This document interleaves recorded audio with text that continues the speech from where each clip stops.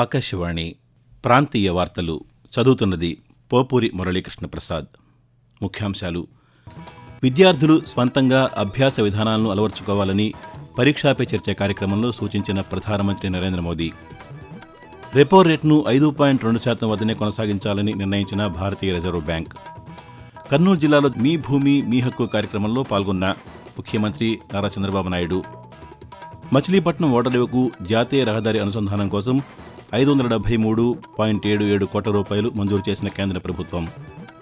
రక్తహీనత సమస్య కలిగిన గర్భిణులకు FCM ఇంజెక్షన్ ఇవ్వనున్నామని వెల్లడించిన వైద్య ఆరోగ్య శాఖ మంత్రి సత్యకుమార్ యాదవ్. వార్తల వివరాలు. పరీక్షా పే చర్చ 9వ సంచికలో భాగంగా ప్రధానమంత్రి నరేంద్ర మోదీ ఈరోజు విద్యార్థులతో సంభాషించారు. ఈ సందర్భంగా విద్యార్థులు పరీక్షల సమయంలో ఒత్తిడి, ఆందోళనను ఎలా అధిగమించాలి అనే విషయంపై ప్రధానమంత్రి పలు సూచనలు చేశారు. విద్యార్థులు స్వంతంగా ప్రత్యేకమైన అభ్యాస విధానాలను అలవర్చుకోవాలని సూచించారు. ఉపాధ్యాయులు, తల్లిదండ్రులు ఇచ్చే సూచనలను జాగ్రత్తగా వినాలని, వాటిని లోతుగా అర్థం చేసుకుని స్వీకరించాలని పేర్కొన్నారు.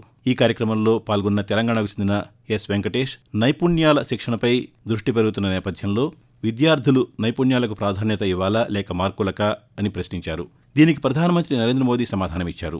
నైపుణ్యాలను జీవిత నైపుణ్యాలు, వృత్తిపరమైన నైపుణ్యాలు అనే 2 వర్గాలుగా విభజించవచ్చని, విద్యార్థులు రెండింటినీ అభివృద్ధి చేసుకోవడంపై దృష్టి పెట్టాలని ప్రధానమంత్రి సూచిస్తూ, स्किल में भी 2 प्रकार के स्किल है. एक है लाइफ स्किल, दूसरा है प्रोफेशनल स्किल. स्किल की शुरुआत तो ज्ञान से ही होती है, तो उसका महत्व कम नहीं है.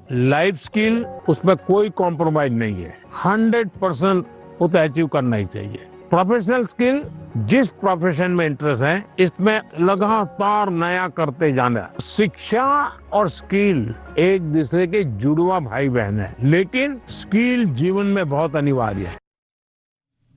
పరీక్షాపై చర్చ కార్యక్రమంలో ప్రధానమంత్రి నరేంద్ర మోదీ ఇచ్చిన సూచనలు, సలహాలు తమకు ఎంతో ఉపయుక్తంగా ఉన్నాయని అనంతపురం PM శ్రీ కేంద్రీయ విద్యాలయం విద్యార్థులు తెలిపారు. ఈ రోజు జరిగిన ప్రధానమంత్రి పరీక్షాపై చర్చ కార్యక్రమాన్ని అనంతపురం కేంద్రీయ విద్యాలయం నుంచి విద్యార్థులు వీక్షించారు. ఈ సందర్భంగా పాఠశాలకు చెందిన విద్యార్థి జితేంద్ర మాట్లాడుతూ, ఈ రోజు ఒక గర్వకారణమైన సమయం. ఎందుకంటే నరేంద్ర మోడీ గారు పరీక్షా పే చర్చ అనే కార్యక్రమం ద్వారా ఎంతో మంది విద్యార్థులతో ఇంటరాక్ట్ అయ్యారు. అలాగే ఆయన ఎన్నో కొత్త విషయాలు చెప్పారు. దాని ద్వారా ఎన్నో విషయాలు కూడా మేము తెలుసుకోవడం జరిగింది. ఎలా మనము సాంకేతిక విద్యని అలాగే మార్క్స్ ని మేనేజ్ చేయగలగాలి, సాంకేతిక విద్య అంటే ఏంటి, దాన్ని ఎలా వాడాలో కూడా మనకు ప్రధానమంత్రి గారు PPC లైవ్ లో తెలియజేయడం జరిగింది. మన PPC కార్యక్రమం ద్వారా ఎంతో మంది విద్యార్థులకు స్ట్రెస్, ప్రెజర్ ని దూరం చేస్తున్నారు. ఆయనకి నేను నా తరపున, మా స్కూల్ తరపున ముఖ్య ధన్యవాదాలు తెలియజేసుకుంటున్నాను. కర్నూలు జిల్లా ఎమ్మిగనూరు నియోజకవర్గంలో ముఖ్యమంత్రి నారా చంద్రబాబు నాయుడు ఈరోజు పర్యటిస్తున్నారు. జిల్లాలోని కలుగట్లలో మీ భూమి మీ హక్కు కార్యక్రమంలో భాగంగా నిర్వహిస్తున్న గ్రామ సభలో ఆయన పాల్గొన్నారు. ఈ సందర్భంగా రాష్ట్ర ప్రభుత్వం రాజముద్రతో ముద్రించిన కొత్త పట్టాదారు పాస్ పుస్తకాలను రైతులకు పంపిణీ చేస్తారు. అనంతరం ప్రజలను ఉద్దేశించి ప్రసంగిస్తారు. తరువాత వ్యవసాయ క్షేత్రంలో పర్యటించి రైతులతో ముఖాముఖి చర్చిస్తారని అధికారులు తెలిపారు. రెపో రేటును 5.2% వద్దనే కొనసాగించాలని నిర్ణయించామని భారతీయ reserve bank RBI governor Sanjay Malhotra వెల్లడించారు. ఈ మేరకు ద్రవ్య పరపతి విధాన సమీక్ష నిర్ణయాలను ముంబైలో ఈరోజు పాత్రికేయులకు వివరించారు. ఈ సందర్భంగా ఆయన మాట్లాడుతూ, ద్రవ్య విధాన కమిటీ MPC రెపో రేటును 5.25% వద్దనే కొనసాగించాలని ఏకగ్రీవంగా నిర్ణయించిందని అన్నారు. ప్రస్తుత ఆర్థిక సంవత్సరానికి 7.4% వృద్ధి నమోదవుతుందని అంచనా వేస్తున్నామని చెప్పారు. వచ్చే ఆర్థిక సంవత్సరం 2026-27 తొలి త్రైమాసికంలో 6.9%, రెండో త్రైమాసికంలో 7% వృద్ధి నమోదవచ్చని తెలిపారు. ఆంధ్రప్రదేశ్లోని మచిలీపట్నం ఓడరేవును జాతీయ రహదారితో అనుసంధానించేందుకు కొత్తగా 6 వరుసల రహదారి నిర్మాణానికి 573.77 కోట్ల రూపాయలను మంజూరు చేశామని కేంద్ర రహదారులు, రవాణా శాఖ మంత్రి నితిన్ గడ్కరీ వెల్లడించారు.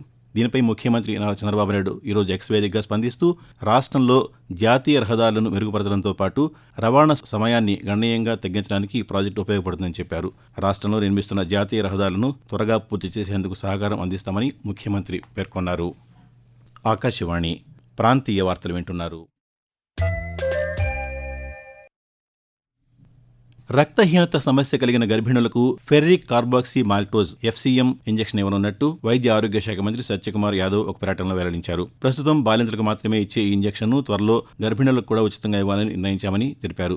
హిమోగ్లోబిన్ 10 అంతకంటే తక్కువగా ఉన్నవారికి మాత్రమే ఇచ్చే ఈ ఇంజెక్షన్ వల్ల హిమోగ్లోబిన్ పెరిగి రక్తహీనత సమస్య పరిష్కారం అవుతుందని, తద్వారా ప్రసవ సమయంలో ఆరోగ్య సమస్యలు రాకుండా ఉంటాయని తెలిపారు. ఈ ఇంజెక్షన్ అవసరమైన గర్భిణులకు తల్లి బిడ్డ ఎక్స్ప్రెస్ ద్వారా ఉచిత రవాణా సౌకర్యాన్ని కూడా కల్పిస్తామని చెప్పారు.